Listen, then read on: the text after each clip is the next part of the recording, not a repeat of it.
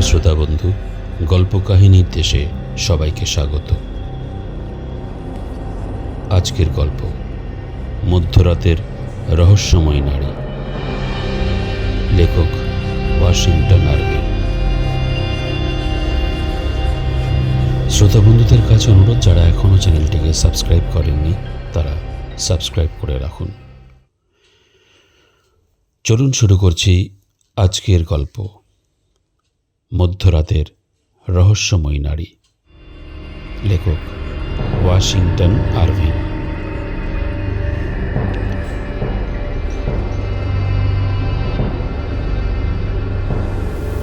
সেটা ছিল এক ঝড়ের রাত।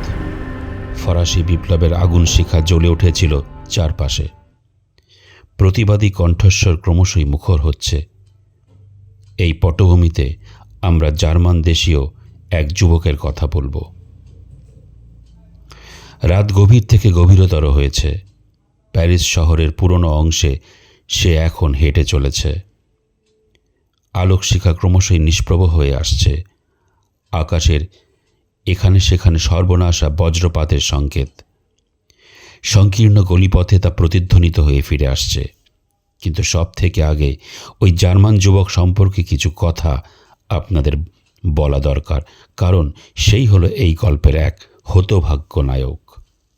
তার নাম গটফ্রায়েড উলফ গ্যাং। অভিজাত পরিবারে জন্ম হয়েছিল তার। বেশ কিছুদিন সে গটিনজন শহরে পড়াশোনা করেছিল। একদিকে কল্পনাবিলাসী, অন্যদিকে আশাপ্রদ। এই দুই বিপরীতমুখী সত্তার প্রতিফলন ঘটে গেছে তার মনের দর্পণে। কিছুদিন বন্য উগ্রতায় এখানে সেখানে ঘুরে বেড়ালো উদ্দেশ্যহীনভাবে। ভবিষ্যৎ সম্পর্কে সেইভাবে চিন্তাভাবনা করল না। অবশ্য জার্মান দেশের অনেক ছাত্রই এই রোগে ভুগে থাকে। একাকিত্বের জীবন দর্শন, তীব্র দহন এবং নিঃসঙ্গতার জ্বালা তার শরীর ও মনকে করল নিঃস্ব, রিক্ত এবং ক্লান্ত। স্বাস্থ্য ভেঙে পড়ল, কল্পনা হলো বিষাদগ্রস্ত। মাঝে মধ্যে সে আধ্যাত্মিক জগৎ সম্পর্কে স্বজগৎকল্পিত চিন্তাধারায় মগ্ন থাকত। চারপাশে নিজস্ব জগৎ সৃষ্টি করেছিল। তারপর সে জীবন সম্পর্কে একটা ধারণা পোষণ করত। এই ধারণার অন্তরালে কোন বিশেষ কারণ নিহিত আছে তা আমার জানা নেই। সে ভাবল, জীবনের সর্বত্র বোধহয় একটা অতি প্রাকৃত ঘটনার বিচ্ছুরণ ঘটে যায়। শুধু তাই নয়, এমন কিছু আধিদৈবিক শক্তির আবির্ভাব ঘটে যা মানুষকে সবসময় নিয়ন্ত্রিত করে। ধীরে ধীরে তার মন আচ্ছন্ন হলো এই চিন্তাধারায়। আরও বেশি ক্লান্ত হয়ে উঠল সে, আরও বিরক্ত ও জীবনযাত্রার প্রতি তীব্র অনীহা। এবার সে কি করবে? বন্ধুরা তার জন্য প্রার্থনা করল। শেষ পর্যন্ত সবাই মিলে বলল, স্থান পরিবর্তন করলে তার এই মনোভাবের পরিবর্তন হতে পারে। তাই সে চলে এলো প্যারিস নগরীতে, বাকি পড়াশোনা শেষ করবে বলে। আর প্যারিস যাকে আমরা যৌবনের তীর্থক্ষেত্র বলে থাকি। গটফ্রায়েড উলফ গ্যাং যখন প্যারিসে আসে, তখন প্যারিসের চারিদিকে বিদ্রোহ শুরু হয়েছে। প্রথম দিকে এই বিদ্রোহের সঙ্গে যুক্ত ছিল এক পৈশাচিক উন্মাদনা। পরবর্তীকালে ধীরে ধীরে তা কমে এসেছে। প্যারিসে পা দেবার সঙ্গে সঙ্গে আমাদের নায়কটি সেখানকার রাজনৈতিক এবং দার্শনিক মতবাদের দ্বারা আকৃষ্ট হল। কিন্তু এই রক্তপাতকে সে মনে প্রাণে ঘৃণা করত। তাই রক্তাক্ত বিপ্লবের জগৎ থেকে নিজেকে দূরে সরিয়ে রাখতে সে আপ্রাণ চেষ্টা করল।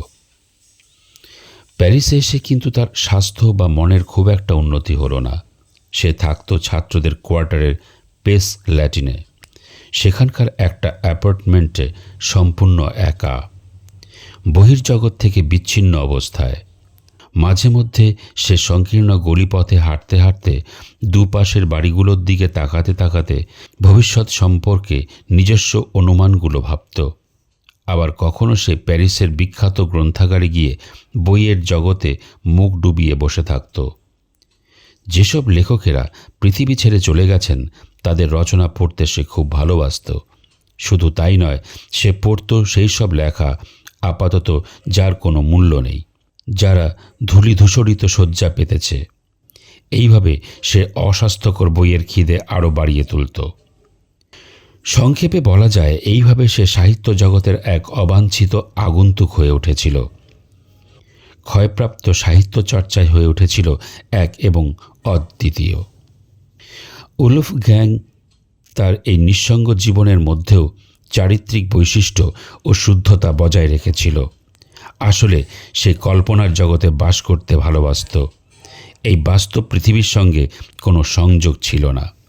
সে ছিল খুব লাজুক প্রকৃতির, চট করে কারো সাথে মিশতে পারত না। কখনো কোনো বন্ধু মহলে তাকে দেখা যায়নি, তবে সে নারী সৌন্দর্যের এক কামনামদির উপাসক ছিল।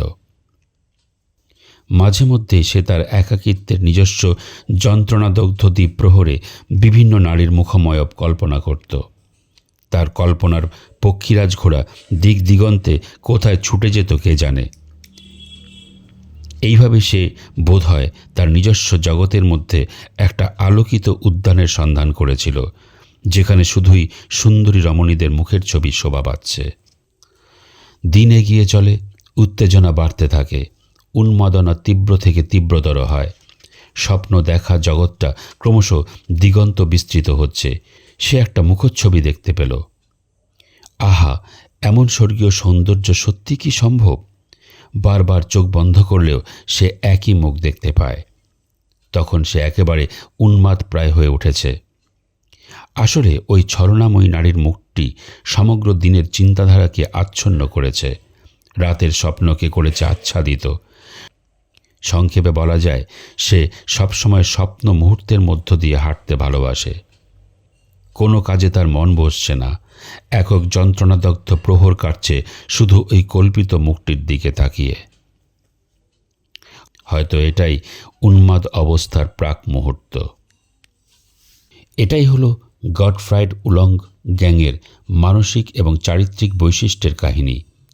ঠিক এই সময় তার সঙ্গে আমার দেখা হয়েছিল, মুখোমুখি নয়, কালো কালির আমন্ত্রণে।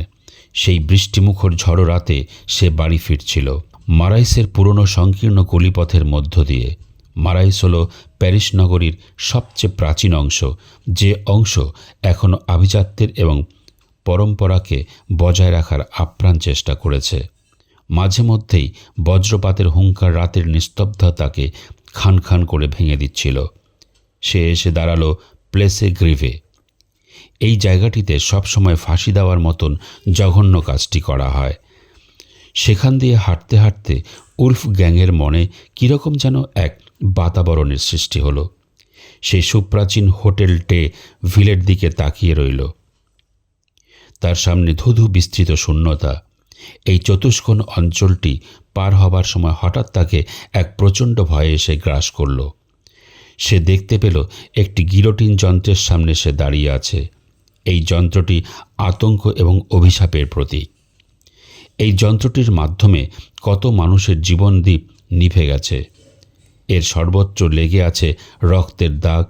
তার সমস্ত চিন্তাধারা আচ্ছন্ন হয়ে গেল। সে অবাক চোখে তাকালো এই ভয়ঙ্কর যন্ত্রটির দিকে। তার কেবল মনে হলো এই যন্ত্রটি বুঝি তার নতুন শিকারের সন্ধানে মগ্ন। এখন সে কি করবে? তার হৃদস্পন্দন হয়েছে দ্রুততর, সমস্ত শরীরে জেগেছে শিহরণ। সে ভবিষ্যতের ভয়ঙ্কর মুহূর্তগুলোর কথা চিন্তা করতে লাগল। এবার কি তাকে ছুটতে হবে?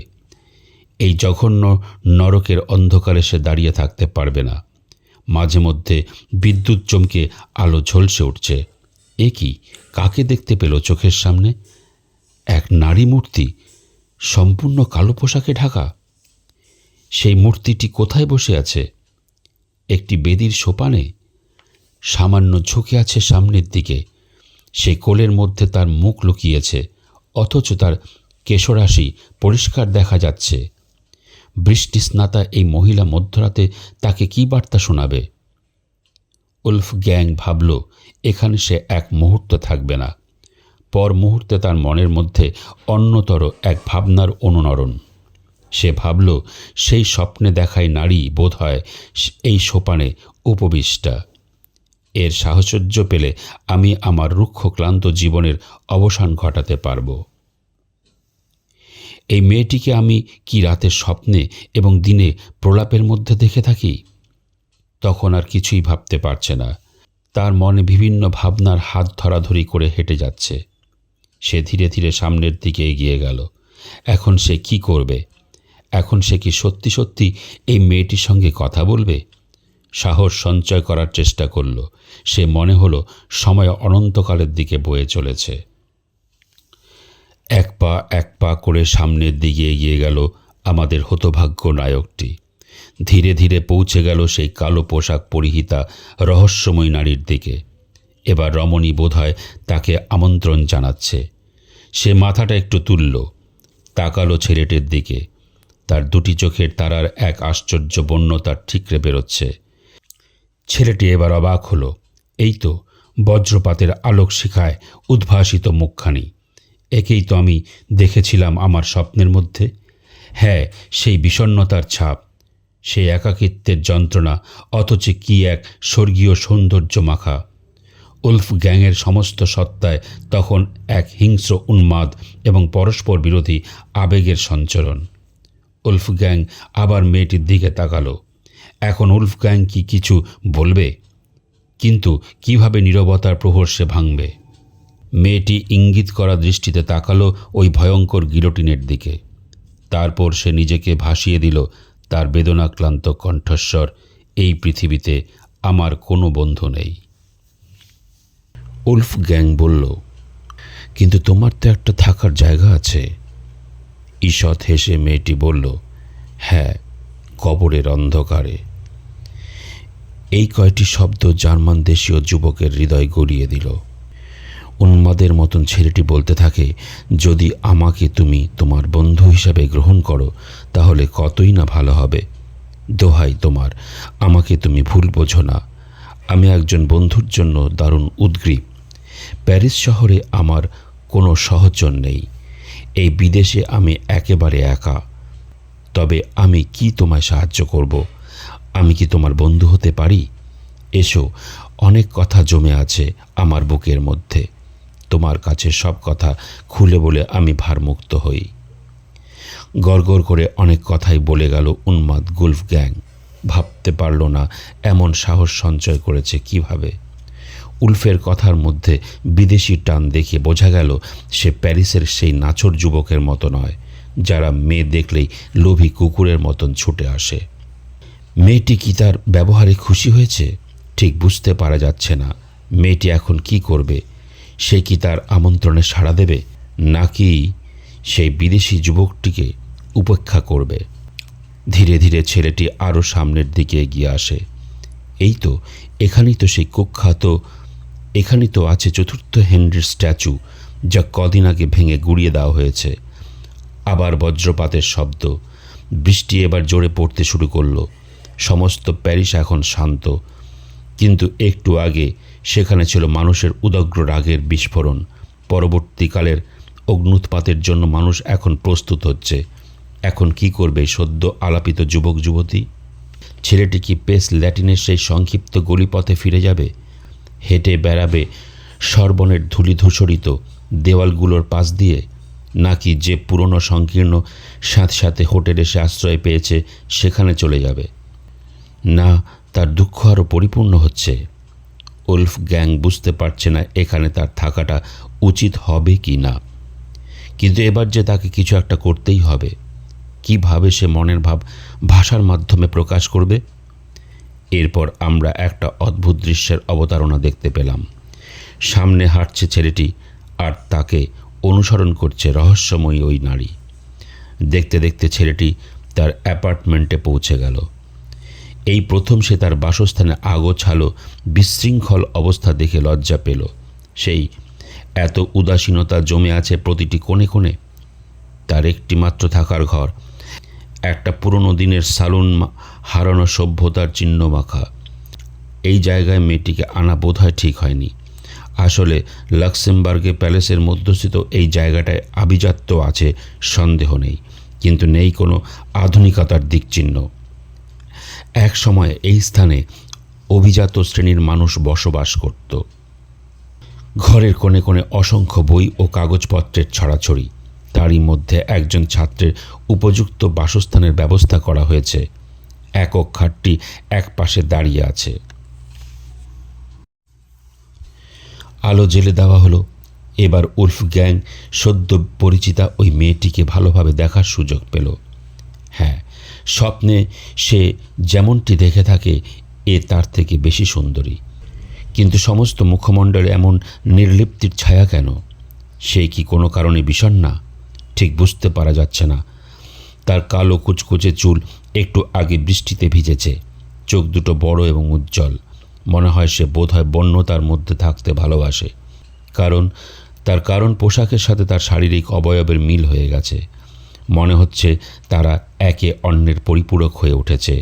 সব মিলিয়ে সে সত্যি রহস্যের এক চলমান নিদর্শন। যদিও তার পোশাকের মধ্যে পারিপাট্যের অভাব আছে, কিন্তু মনে হচ্ছে এটি বুঝি তার আলগা সৌন্দর্যের পরিচায়ক। একটিমাত্র গয়না সে পড়েছে তার গলদেশে, একটি কালো ব্যান্ড। সেখানে হীরক দ্যুতির সৌন্দর্য চোখে পড়ছে। এতক্ষণ তাৎক্ষণিক উন্মাদনায় ভরা ছিল যুবকটির মন। এবার সে বাস্তব পৃথিবীতে ফিরে এলো। সে কিভাবে এই অসহায়াকে সাহায্য করবে, কাঙ্ক্ষিত নিরাপত্তা দেবে। সে ভাবল এই ছোট্ট ঘরটি ওই রাতের অতিথির জন্য ছেড়ে দেবে।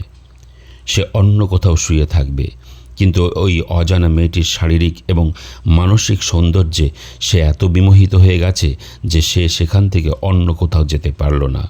মনে হলো কেউ যেন তাকে সম্পূর্ণভাবে সম্মোহিত করেছে। কথা হারিয়ে যাচ্ছে। এমনকি সে এক মুহূর্ত অন্য কোথাও যাবারও কথা ভাবতে পারছে না। এবার মেয়েটির কথা কিছু বলা দরকার। মেয়েটি কিন্তু গিলোটিন সম্পর্কে কোনো কথা বলছে না। মনে হয় তার দুঃখ জ্বালা যন্ত্রণার কিছুটা উপশম হয়েছে। আসলে এই যুবকটির সংস্পর্শে এসে সে বোধহয় কিছুটা আশ্বস্ত হয়েছে। ধীরে ধীরে তার হৃদয় মোম গলতে শুরু করেছে। যুবকটি সম্পর্কে সে অনেক কিছু জানতে আগ্রহী। তারা একে অন্যকে বোঝবার চেষ্টা করবে। এখন সময় এগিয়ে এলো। উলফ গ্যাং ভালোভাবে তাকালো মেয়েটির দিকে। এবার ধীরে ধীরে সে মেয়েটিকে বলল তার স্বপ্নের কাহিনী। কিভাবে ওই মেয়েটি ইতিমধ্যেই তার হৃদয় হরণ করেছে। সেই অবিশ্বাস্য ইতিহাস। ছেলেটির বলার মধ্যে এমন এক আন্তরিকতা ছিল, মেয়েটি অবাক হলো। আরও কাছে আসার চেষ্টা করল। প্রগাঢ় আর্তিতে ভরে উঠল তার সমস্ত হৃদয়। আসলে এই ঘটনার অন্তরালে বিশ্বাস অথবা তর্কের কোনো স্থান নেই। এখানে যা কিছু ঘটেছে তাকে আমরা এক অলৌকিক অভিপ্রায় বলতে পারি। এক সময় পৃথিবীতে এমন অনেক কষ্ট কল্পনার জন্ম হয়েছে। পরবর্তীকালে আমরা এসব কুসংস্কারকে দূরে সরিয়ে দিয়েছি, কিন্তু এখনও পৃথিবীতে উলফ গ্যাংয়ের মতন কিছু মানুষ বেঁচে আছে যারা মধ্যযুগীয় কষ্ট কল্পনাগুলোকে বাঁচিয়ে রেখেছে। অনেক কষ্টে সাহস সঞ্চয় করে জার্মান দেশীয় যুবকটি বলল, আমরা কেন আলাদা থাকব? আমাদের হৃদয় এক হয়ে গেছে। আমরা কেন পৃথিবীর বুকে একসঙ্গে বেঁচে থাকব না? আমাদের দুটি আত্মা কি কখনো এক হতে পারবে না? এই কথাগুলো মেয়েটির মধ্যে কি প্রতিক্রিয়া সৃষ্টি করল। ছেলেটি তখন উন্মাদের মতন বলে চলেছে, তোমার কোনো বাড়ি নেই, কোনো পরিবার নেই। আমার সব কিছু আমি তোমাকে সমর্পণ করব। তুমি নিজেকে আমার প্রতি নিবেদন করো। কথা দিচ্ছি আমি সারা জীবন এইভাবেই তোমার জন্য বেঁচে থাকব। এই প্রথম ওই অজানা মেয়েটি একটু হাসল। বিষণ্ণতা ঝরে পড়ছে ওই হাসির মধ্যে। সে বলল, চিরদিনের জন্য? উলফ গ্যাং আবার বলল, হ্যাঁ, চিরদিনের জন্য। এবার মেয়েটি হাততালি দিল। খুশি ছড়িয়ে পড়ছে তার সমস্ত তনুবাহারে। সে বলল, তাহলে আমি তোমার, ফিসফিস কণ্ঠস্বরে। আর সে এলো। আলিঙ্গনে আবদ্ধ হলো দুই তরুণ তরুণী। পরদিন সকাল হলো। যেন সদ্য বিবাহিতা এই মেয়েটি তখনও ঘুমিয়ে আছে। এবার ছেলেটিকে বাইরে যেতে হবে। বড় অ্যাপার্টমেন্টের সন্ধান করতে হবে। বেরিয়ে গেল সে একরাশ খুশি নিয়ে। যখন সে ফিরে এলো, দেখল তখনও সেই রাতের রহস্যময় নারী বিছানায় শুয়ে আছে। তার মাথাটা অদ্ভুতভাবে ঝুলছে, একটি হাত তার উপর স্থাপিত। ছেলেটি তাকে ডাকল, কিন্তু কোনো উত্তর পেল না। এবার সামনে এগিয়ে এলো, তার হাতে হাত রাখল। এ কি, এত ঠান্ডা কেন? হৃদয়ে কোনো স্পন্দনই তো নেই। তার মানে? মুখের দিকে তাকালো। না, মুখটি বিবর্ণ, রক্তশূন্য এবং ফ্যাকাশে। সংক্ষেপে বলা যায়, ওই নারী তখন মৃতদেহে পরিণত হয়েছে। ভীষণ ভয় পেল সে। চিৎকার করে ডাকল সবাইকে। তার মনে তখন নানা বিপরীত ধারণার অনুরণন। পুলিশ এসে গেল। পুলিশের একজন অফিসার ঘরে ঢুকলেন। তিনি এই মৃতদেহের দিকে তাকালেন।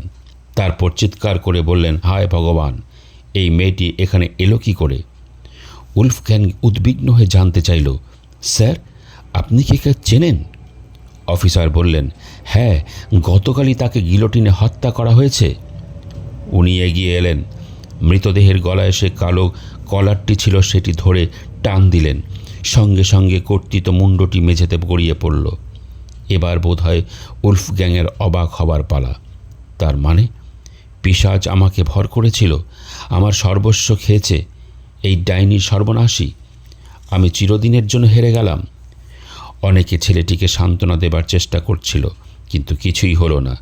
চোখ বন্ধ করলেই সেই রমণীর কথা মনে পড়ে যায় তার। আসলে একটি মৃতদেহ তখন তার সমস্ত সত্তাকে সম্পূর্ণভাবে আচ্ছন্ন করে আছে। শেষ পর্যন্ত ছেলেটির স্থান হলো এক উন্মাদাগারে। এইভাবেই ওই বৃদ্ধ ভদ্রলোক তার গল্প শেষ করলেন। জিজ্ঞাসু চোখে আমি জানতে চাইলাম, স্যার, সত্যি কি এটা কি এক বাস্তব ঘটনা? উনি জবাব দিলেন, হ্যাঁ, আমি প্যারিসের এক উন্মাদাগারে ছেলেটিকে দেখেছিলাম। নিজের মুখের সব কথা সে আমাকে বলেছে। এরপরেও কি তাকে অবিশ্বাস করা যায়?